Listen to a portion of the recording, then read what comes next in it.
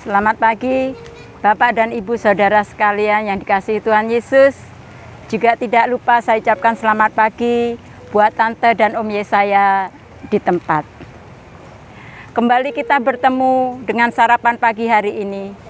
Sarapan pagi hari ini saya beri judul Antara Virus dan Firman. Hari-hari ini kita sedang menghadapi virus yang masih belum berakhir.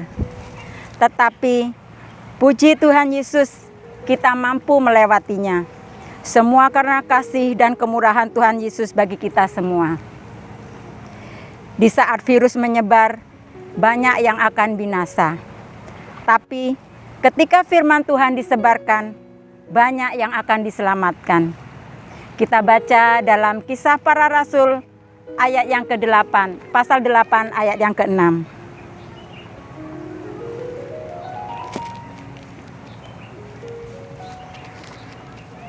Kisah Para Rasul pasal 8 ayat yang ke-4, demikian firman Tuhan. Mereka yang tersebar itu menjelajah seluruh negeri itu sambil memberitakan Injil. Di sini diceritakan tentang Filipus yang ada di kota Samaria.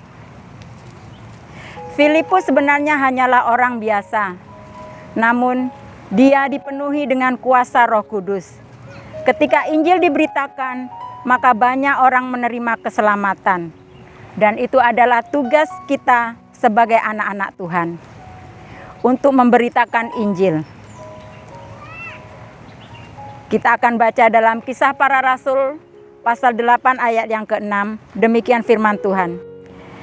Ketika orang banyak itu mendengar pemberitaan Filipus dan melihat tanda-tanda yang diadakannya, mereka semua dengan bulat hati menerima apa yang diberitakannya itu.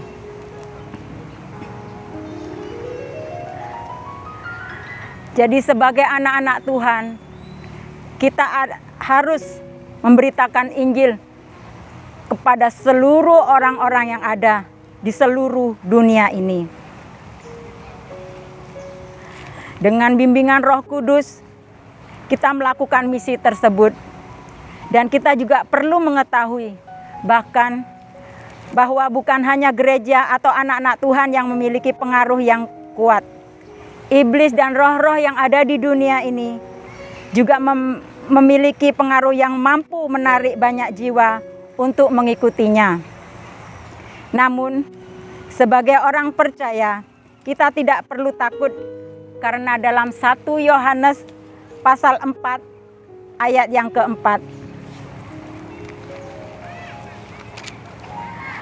1 Yohanes pasal 4 ayat yang ke-4, demikian firman Tuhan. Kamu berasal dari Allah, anak-anakku, dan kamu telah mengalahkan nabi-nabi palsu itu. Sebab roh yang ada di dalam kamu lebih besar daripada roh yang ada di dalam dunia. Amin.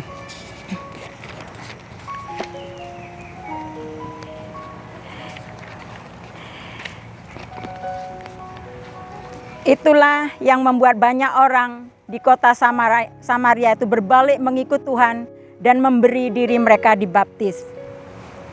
Kita akan baca dalam Kisah Para Rasul pasal 8 ayat yang ke-14.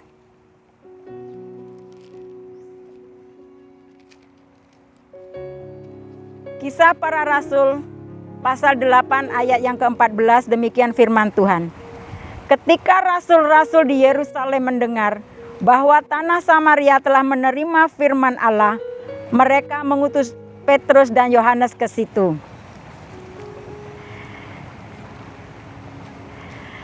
Jadi kesatuan di dalam Tuhan akan menjadi pengaruh yang dahsyat bagi banyak orang.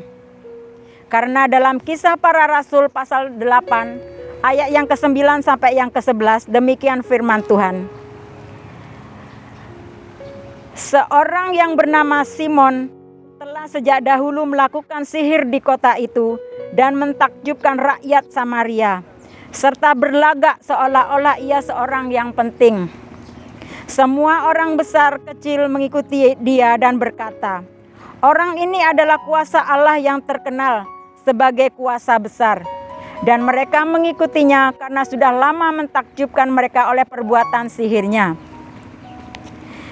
Simon di sini saya ibaratkan seperti virus yang mematikan. Karena dia mengadakan mujizat melalui sihir-sihirnya. Tetapi dalam ayat yang ke-12 dan ke-13, Kisah Para Rasul pasal 8 ayat yang ke-12 dan 13, demikian firman Tuhan. Tetapi sekarang mereka percaya kepada Filipus yang memberitakan Injil tentang kerajaan Allah dan tentang nama Yesus Kristus. Dan mereka memberi diri mereka dibaptis, baik laki-laki maupun perempuan. Simon sendiri juga menjadi percaya. Dan sesudah dibaptis, ia senantiasa bersama-sama dengan Filipus dan takjub ketika ia melihat tanda-tanda dan mujizat-mujizat besar yang terjadi. Tetapi Simon yang si tukang sihir tadi belum bertobat dengan sungguh-sungguh. Meskipun sudah menjadi orang percaya, dia belum 100% bertobat dengan sungguh. Dia berpikir dapat membeli kebenaran atau karunia Allah. Dalam Kisah pasal 8 ayat yang 18 sampai 22, demikian firman Tuhan. Ketika Simon melihat bahwa pemberian Roh Kudus terjadi oleh karena rasul-rasul itu menumpangkan tangannya, ia menawarkan uang kepada mereka serta berkata, "Berikanlah juga kepadaku kuasa itu, supaya jika aku menumpangkan tanganku di atas seseorang, ia boleh menerima Roh Kudus."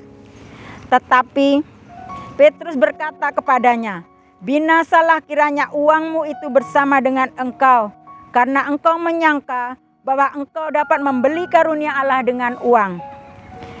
Tidak ada bagian atau hakmu dalam perkara ini, sebab hatimu tidak lurus di hadapan Allah. Jadi bertobatlah dari kejahatanmu ini dan berdoalah kepada Tuhan, supaya Ia mengampuni niat hatimu." Orang yang lebih mengandalkan hatinya daripada Tuhan akan terjerat oleh kejahatan dengan mudahnya, karena mereka tidak berpegang pada firman Tuhan. Kita akan baca dalam Yeremia pasal 17 ayat yang ke-9. Yeremia pasal 17 ayat yang ke-9, demikian firman Tuhan. "Betapa liciknya hati, lebih licik daripada segala sesuatu. Hatinya sudah membatu, siapakah yang dapat mengetahuinya?" Jadi, siapapun saudara, Tuhan mau memakai saudara untuk menjadi pengaruh yang dahsyat dalam menarik setiap orang kepada jalan keselamatan. Kita harus memenuhi hidup kita dengan firman dan doa.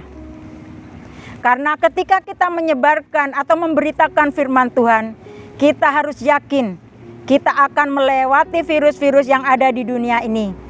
Karena Tuhan Yesus pasti membawa kita masuk dalam rencananya yang indah. Oleh sebab itu, tetap andalkan Tuhan Yesus. Dengan iman, kita jaga imun kita, supaya sehat dan aman kehidupan kita, baik jasmani maupun rohani. Sekian renungan firman Tuhan yang dapat saya sampaikan. Selamat pagi, selamat beraktivitas, tetap jaga prokes yang ada. Tuhan Yesus memberkati.